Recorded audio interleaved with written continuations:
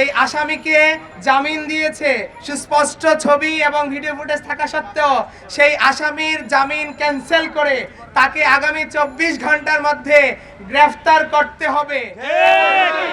এবং কি আগামী বৃহস্পতিবার সন্ধ্যা 6টার মধ্যে প্রধান উপদেষ্টাকে আবেদন জানাচ্ছি, উনি আইন উপদেষ্টাকে শোকজ করে কেন এই জুলাই অভ্যুত্থানের ছাত্র জনতাদের যে খুন করেছে, এই জুলাই অভ্যুত্থানের হত্যা মামলার আসামিদের জামিন দিচ্ছে, সেটার ব্যাখ্যা উনি প্রধান উপদেষ্টার কাছে দিবে।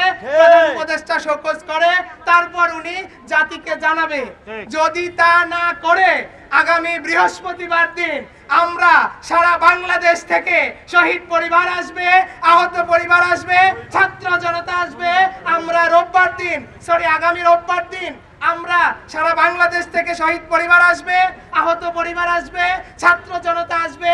আমরা সচিবালয় এবং প্রয়োজনে যমুনা ঘেরাও করবো ইনশাআল্লাহ। আসামিদের স্বজনপ্রীতি করে অথবা আর্থিক লেনদেনের কারণে আসামি গ্রেপ্তার না করার কারণে স্বরাষ্ট্র সহকারী উপদেষ্টা খোদাবৎ চৌধুরীকে পদত্যাগ করতে হবে।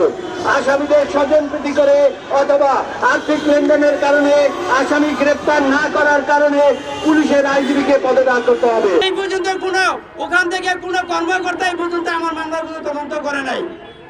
প্রিয় সাংবাদিক ভাইরা, আপনাদের কাছে অনুরোধ, আমার এই জিনিসটা একটু ফলো করেন। আমি আপনাদের কাছে গেছি আর উপদেষ্টার উদ্দেশ্যে কিছু কথা বলি। আমরা গ্যাজেট হয়েছে 844 জন শহীদের গ্যাজেট, এখন কিন্তু পিতামাতা বেঁচে আছি। আমি প্রত্যেককে উপদেষ্টার দৃষ্টি আকর্ষণ করছি, নিন্দা জানাচ্ছি। আপনাদের আমাদের ছেলে রক্তের উপরে আজকে 1টা বছর হয়ে গেল, প্রত্যেকটি রাত আমাদের কোনো ঘুম হয় নাই।